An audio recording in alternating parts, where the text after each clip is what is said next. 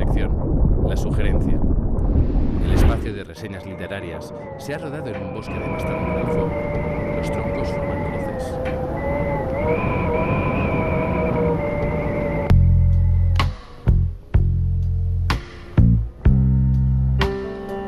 I lost you, honey.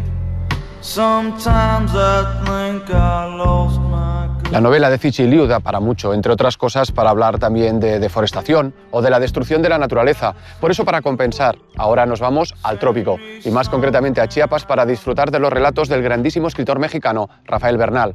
Aquí veréis que la mayoría de personajes se alzan y se derrumban frente al mal, sean o no dueños de su destino. Lying in the heat of the night, like prisoners all our lives.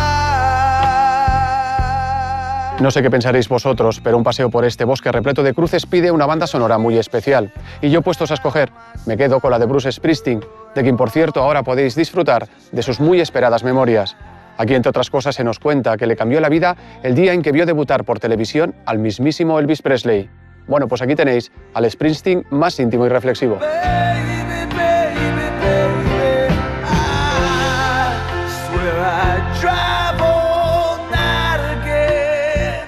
El aspecto filosófico también cuenta en las buenas novelas de ciencia ficción, como la de nuestro invitado de hoy. Pero ahora os quiero recomendar una novela profundamente filosófica, la de Juan Antonio Rivera. Aquí tenemos a un adolescente que se cartea con su profesora de filosofía y le plantea cuestiones relacionadas con la falta de voluntad y la felicidad, pero pronto vamos a descubrir detalles de su oscuro pasado.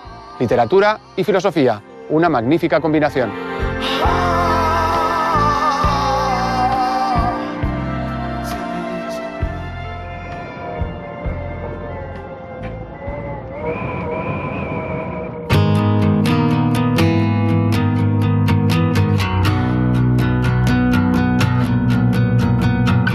En serio, estoy muy metida en la leyenda de Sally Jones, que me transporta a junglas en las que hace súper calor y a tormentas en medio del océano. Es una historia sobre la ignorancia, la esperanza, pero también sobre decisiones muy crueles. No os la podéis perder. Yo también estoy en un bosque, pero con Pax, un zorro que se crió entre humanos. Ahora se ha tenido que separar de su amo, un niño, y tendrá que enfrentarse solo a los peligros de lo salvaje. Me encanta